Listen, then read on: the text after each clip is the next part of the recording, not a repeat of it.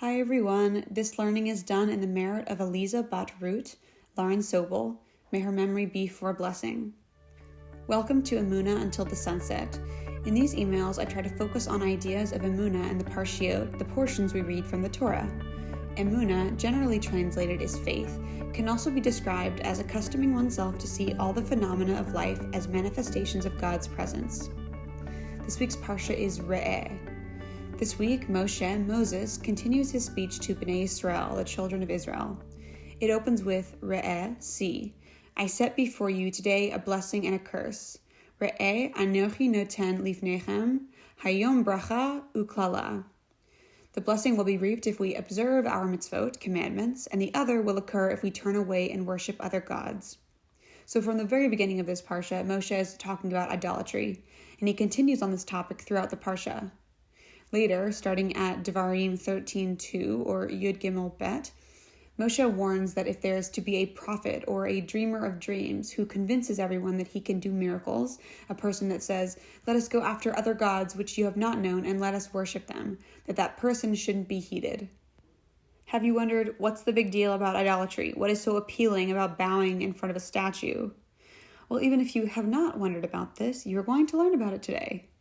In Rabbi Akiva Tatz's book, Living Inspired, he discusses this often referred to groups of other gods. Who are these other gods and why are they such a big deal?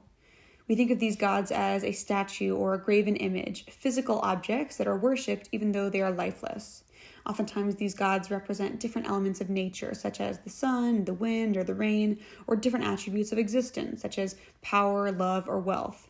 But if these are dreamt up gods, why does the Torah relate to them as if they're real?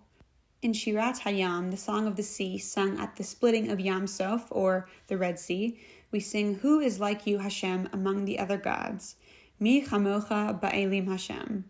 And why refer to idolatrous gods using the same word, God, that we use for our number one God? Why not call them some other word? The Torah's greatest prohibition, too, is idolatry. It's the first of the negative commandments. Clearly, there is something very real at the root of idolatry, because if it was just primitive nonsense, there would probably be fewer explicit warnings. Rabbi Tatz explains that there are many different interlocking levels of creation. There's our physical world that we can experience and live in. There are the intermediate levels, and then there are higher levels. The intermediate level of the world is the stars, the zodiac, with signs called mazalot. Yes, you are correct in recognizing the word mazel there. It's often translated as luck, like in the common phrase mazel tov, but it doesn't actually mean that. It really means flow, as in the flow of energy from higher levels to the lower ones through the intermediaries, the stars, the zodiac, the mazalot. So as I've mentioned before, being into your zodiac sign isn't considered predicting the future. It's more reading the present. Rabbi Tatz makes a great comparison to simplify this. If you show an expert one particular seed, he could tell you what type of tree will grow from it many years later. The expert isn't predicting the future, he just knows about seeds. Okay, so the stars, the mazalot, channel the higher energy into different pipelines, each being the root of certain energies within nature. These are the godly energies that manifest in the natural world as things like the sun, wind, rain, or in our lives as the fluctuation of power, love, or wealth. An idolater is worshiping the pipeline instead of the true source. So the image or statue represents a god that controls events in nature in our lives, whose works are really the manifestation of God. The idolater worships something that is multiple degrees of separation from God. So when worded like this, it seems really silly to worship the pipe instead of the source. Rabbi Simcha Wasserman gave the example of someone who walks into a store and wants to buy an object, but the object is too expensive. So the person tries to bribe the salesperson to give them the object. Instead of going to the person who bought the object, the store owner, they go to the person who delivers the goods, the salesperson. We don't know what God looks like, and we are forbidden to make images of him, but idols were often shown to be in human form, because idolatry is really self-worship. What can I get? What can the gods do for me? Someone who recognizes that there is one true source is asking rather, what can I do for the world? What is expected of me by God? So these other gods are not imaginary. Other gods are very real transmitters of God's energies into the world. The God of the rain is Hashem. The God of your success is Hashem. These manifestations are him. What is false about these other gods is that they are considered to have independent power. They don't. They are simply channels for God's energy.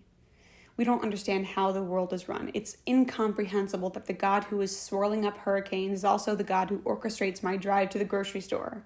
How can he be doing all of these things at once? So fine, we don't quite get it. If we did understand the world, then it would be being run on a human level, which wouldn't be great. The concept of Emunah, simply translated as faith, involves recognizing that yes, God is swirling up the hurricanes and orchestrating your drives, but he is also pushing you to grow. He is putting the right opportunities in your path and making the wrong ones not happen, all the while giving us free choice. One of those free choices being the choice to further his will, which we all hope we are doing but have no way of knowing. Understanding where idolatry stems from is a wonderful opportunity to show how God is present in every part of our lives. Learning such a beautiful idea from a not-so-beautiful concept also connects to Emunah. In life, the tough parts help us to appreciate the lovely parts, and vice versa. This too is for the good, gam zu latova.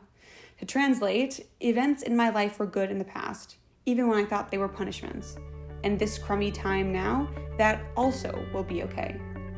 I am wishing you a week with no crummy times, but if times must be crummy, I hope that you gain something from them. Shabbat Shalom. Thank you so much for listening.